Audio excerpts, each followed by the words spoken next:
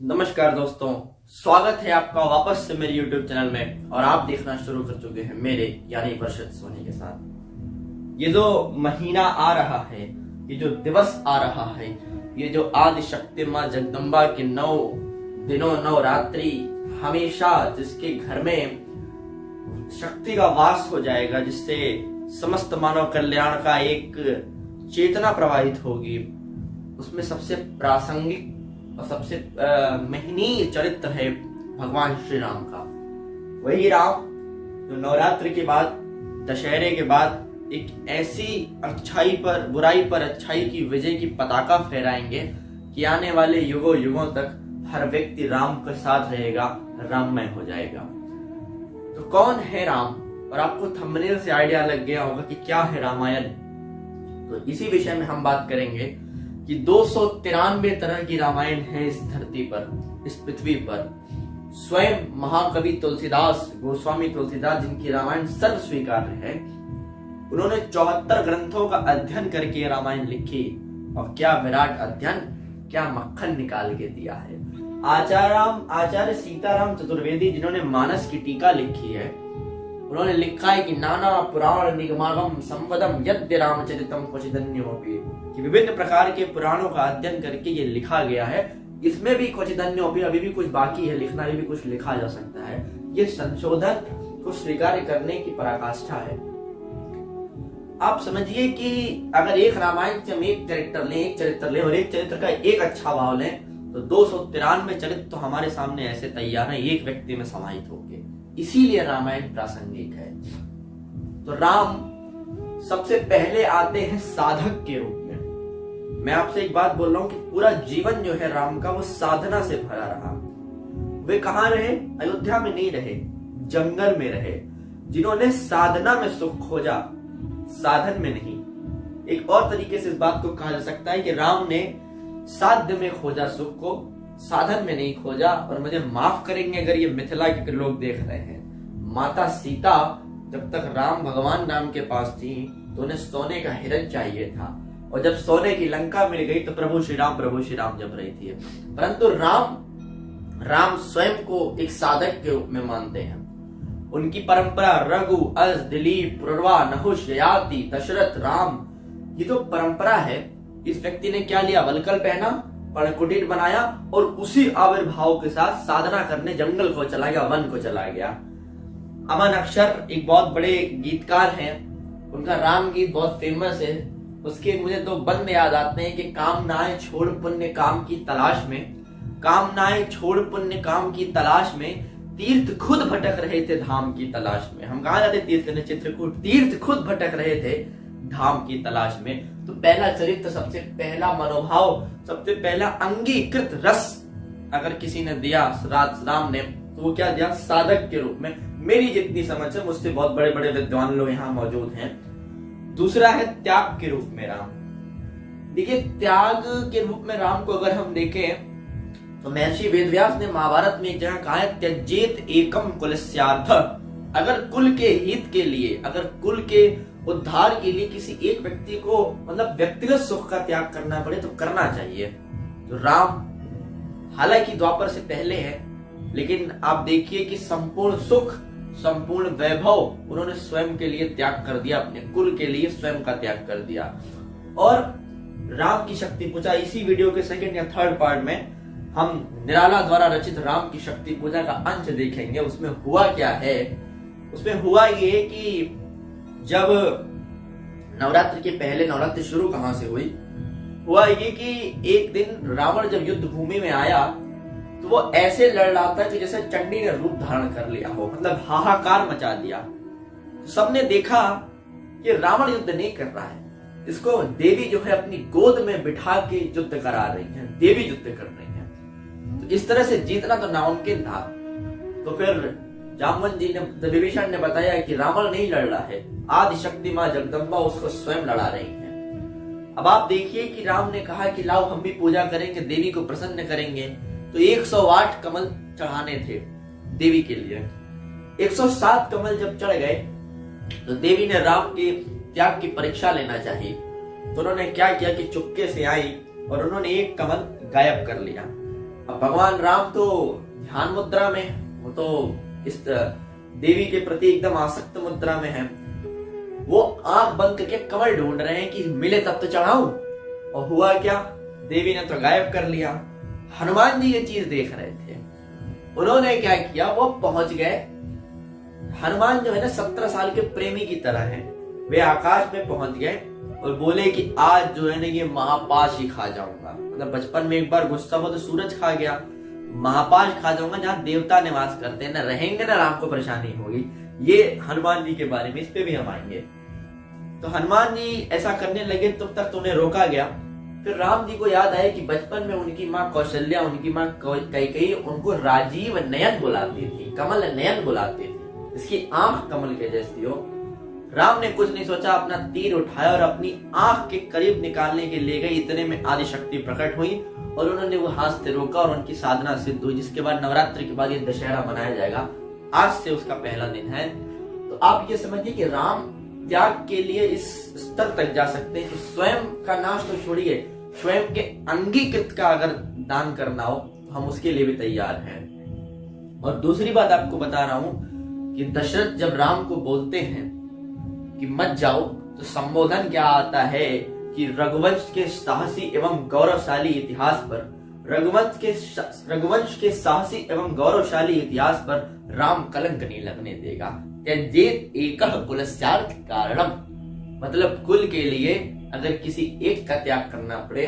और इस पर भी एक रूपता देखिए, राम की एक रूपता देखिए कि जो राजा बनने की प्रक्रिया में हो, आज उसका राज्याभिषेक होना है, जिस खुशी, जिस सुख और आनंद के वह चरमोत्कर्ष पे होगा, उसके बाद उसको अगले क्षण पता चले कि हमको वलकल पहन के जंगल जाना है और साथ में पत्नी जिद करिए साथ में जाना है। वही भावना, वही आविर्भाव, वही स्वीकार्यता, इसीलिए राम राम है, इसीलिए राम पूजनीय है।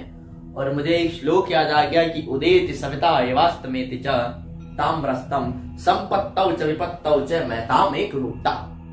इसका अर्थ है कि उदेति सविता, उगता हुआ सूरज, एवास्तमेति च अस्त होता हुआ सूरज, ताम्रस्तम तांबे के रंग के समान होता है। इसी प्रकार महान व्यक्ति संपत्तौ च विपत्तौ, चाहे सुख आ जाए चाहे दुख आ जाए, एक समान होते हैं। अर्थात सुख आने पर उत्साही नहीं होते हैं, दुख आने पर धीर नहीं होते हैं। इसलिए राम दोनों ही क्षण में, दोनों ही हालात में, दोनों ही जो स्थितियां बनी उसमें एक रूपता है, त्याग के साथ राम में एक रूपता है।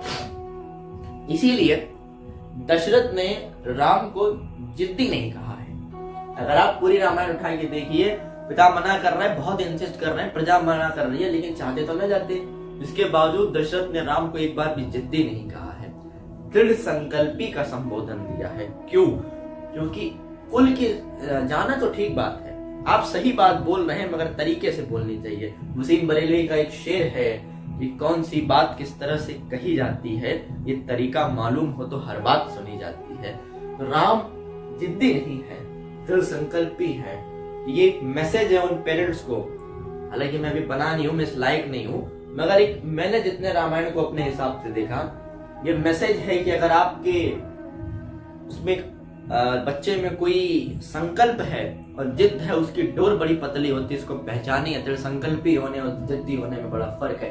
ये हमें राम से सीखने की जरूरत है, ये हमें दशरथ से सीखने की जरूरत है। अगर आप उम्मीद करते हैं कि आपका लड़का राम जैसा हो, तो आपको स्वयं में दशरथ बनना पड़ेगा, ऐसे काम नहीं चलेगा।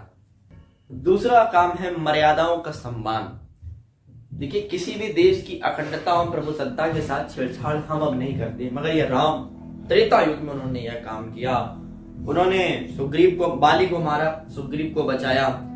दूसरों के सेनाओं की शहीद एवं उनकी विधवाओं एवं उनके शव के साथ उन्होंने छेड़खानी नहीं की। स्वयं न किसी राज्य में रहे और न किसी राज्य की मर्यादा का खंडन किया।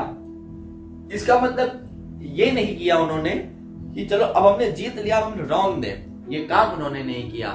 और जब उन्होंने बाली को मारा तो क्या निकला कि बाली राम का बहुत बड़ा भक्त था। उसने पहले बोला कि धर्म अधिक अवतेरहु गोसाई, मारो मोहि व्याध की नाई। मतलब ये कौन सा धर्म का काम तुमने किया है, मुझे व्याध एक बहेलिया जैसे पक्षी को छुप के मारता है, ऐसे मारा है। काहे के मर्यादा पुरुषोत्तम तुम राम। राम ने उनको क्या सुना है कि अनुज वधु भगिनी सुत नारी, अनुज वधु भगनी सुत नारी, सुन सट कन्या समय चारी, इन्हीं कुदिष्टि बिलोकन जेहि, तासो बेदी कछु पाप न होई। मतलब अनुज वधु छोटे भाई की पत्नी, भगनी अनुज वधु पत्नी, सुत उसकी लड़की, नारी उसकी औरत, ये क्या, सुन सट कन्या समय चारी, ये सारी कन्याएं एक बराबर है, बेटियों के समान है। इन्हीं कुदृष्टि बिलोकन जेहि, इनको उनके ऊपर बुरी दृष्टि जो डाले, तासो बेद कछु पाप न हुई, और उसको बेदने उसको मारने में कोई पाप नहीं है, कोई गलती नहीं है। इसलिए अवगुण कवन रात मोहि मारा, मैं बैरी सुग्रीव तम प्यारा। इसीलिए उन्होंने कहा कि मुझमें कोई, तुम्हें कोई अवगुण नहीं है। बालू बोलता है कि अवगुण कवन नाथ मोहि मारा, मैं बैरी सुग्रीव तम प्यारा, मैं बैरी हो गया सुग्रीव प्यारा हो गया। तो ये बात है, ये मर्यादाओं का सम्मान है, हमें सीखना है राम से। चौथी चीज, बहिष्कार मतलब बहिष्कार, न राज्य में रहे, न सुख लूटा, न वैभव लिया, न यश के पीछे भागे, न धन का मोह, न स्त्री का मोह। शूर्पणखा रूपवती थी, मायावी विद्याएं जानती थी, कोई भी रूप धर सकती थी, लेकिन राम ने शादी के अगले दिन सीता को बोल दिया कि मैं, अब मर्यादा पुरुषोत्तम राम की मर्यादा वहीं से स्थापित हो गई कि उन्होंने सबसे पहले अपनी मर्यादा का एक खंडन किया कि मैं बहुपत्नी विवाह को तोड़ूंगा, और यही हुआ। उन्होंने कहा कि हमें कोई लोभ नहीं है। बहिष्कारिता के साथ राम में है कि कोई देख नहीं रहा है, हमारा मन विचलित हो सकता है, लेकिन राम का मन विचलित नहीं हुआ। क्यों? क्योंकि उनको पता था हम क्या है, कोई देख नहीं रहा है। राम ने क्या किया, कोई नहीं देख रहा है, कंदमूल खाया, नदी का बहता जल पिया। लक्ष्मण को बोला जाए कि राज्याभिषेक करो, स्वयं नहीं गए, न किसी राज्य में रहे, न किसी राज का फल खाया। तो वही है, एक शेर याद आ गया कि मिट जाएगा गुनाहों का वजूद इस जहां से, मिट जाएगा गुनाहों का वजूद इस जहां से, लोग गर यकीन कर लें कि खुदा देख रहा है, ईश्वर देख रहा है, वो कहीं ना कहीं से तो देख ही रहा है। और चौथा, अब आपको ये बात आएगी कि राम बहिष्कारिता के साथ दशरथ ने उनको जिद्दी क्यों नहीं कहा, दृढ़ संकल्पी कहा है, इसीलिए कहा है। और आज का सबसे महत्वपूर्ण मुझे लगता है भरोसा। भरोसा इन द सेंस, चाहे भगवान पर हो, चाहे अपने भक्त पर हो, अपने मित्र पर हो, अपने भाई पर हो, अपने मतलब मैं लीडरशिप की बात कर रहा हूं। अगर लीडरशिप राम से सीखनी है तो ट्रस्ट करना सीखिए। किसी भी रिलेशनशिप की दीवार ट्रस्ट पे टिकी होती है कि सबसे बड़ा बेसिक ट्रस्ट उसका क्या है। लक्ष्मण मूर्छित हुए, भरत के बारे में राम की सोच क्या है, उनको जब पता चलता है कि भरत को राजमोह है, तो तुलसीदास जी लिखते हैं कि मसिक फूंक सुमेर उड़ जाई। सुमेर में एक पर्वत था, मसिक मतलब मच्छर, मच्छर की फूंक से सुमेरु पर्वत उड़ जाए। समस्त जल पीने वाले अगस्त ऋषि गाय के खुर के समान जल में समा जाए, अंधकार सूर्य को खा जाए, फिर भी भरत को राजमोह नहीं हो सकता। ये अपने भाई पर ट्रस्ट है। और हम आपके बारे में ऐसा कह रहा था, उतने में हमारा विकेट डाउन। लक्ष्मण मूर्छित हुए, उन्होंने क्या कहा लक्ष्मण को, मूर्छित हुए यामे मो दक्षिणे बाहु, मेरी दाहिनी भुजा जैसा मेरा भाई आज मूर्छित पड़ा है, मैं कैसे युद्ध लड़ूंगा। लेकिन जब संजीवनी बूटी आई, लक्ष्मण वापस खड़े हुए, राम ने वापस मेघनाथ का वध करने के लिए लक्ष्मण को भेजा, स्वयं नहीं गए। हम, अरे तुमसे एक बार में नहीं, कैसे हो पाएगा। राम से ये सीखने लायक है। अगर आप सिर्फ वर्तमान परिदृश्य में देखा जाए, राम को प्रासंगिक न बना के अगर राम को हम अंगीकृत करने का भाव बना ले, आंगिक बना ले, तो हर व्यक्ति जो है त्रेता युग में तो नहीं जा पाएगा, लेकिन हाँ हमारा उत्थान जरूर हो जाएगा, मानवता का उत्थान हो जाएगा, और वही चाहिए अंत में। और उन्होंने अपनी माँ कैकेयी के प्रति क्या कहा कि सौभार धन्य वह एक लाल की माई, जिस जननी ने जन्म दिया भरत जैसा भाई। तो अब आप देखिए कि ये राम है, बहिष्कारिता है, पूरी तरह है, मर्यादाओं का सम्मान है, दृढ़ संकल्प है, त्याग है, साधक के रूप में राम है। तो चलिए शुरू करते हैं नवरात्रि के 9 दिनों का पावन 9 दिन हमारे इस वीडियो के साथ। पसंद आए तो लाइक कीजिए, शेयर कीजिए, सब्सक्राइब कीजिए। मिलते हैं इसके अगले पार्ट में, कुछ अनसुनी कहानियां तुलसीदास की, रामायण के एक ऐसा चरित्र जिसके त्याग की बात बहुत कम होती है, और तीसरा हनुमान जी के बारे में कि उनसे क्या सीखने लायक है।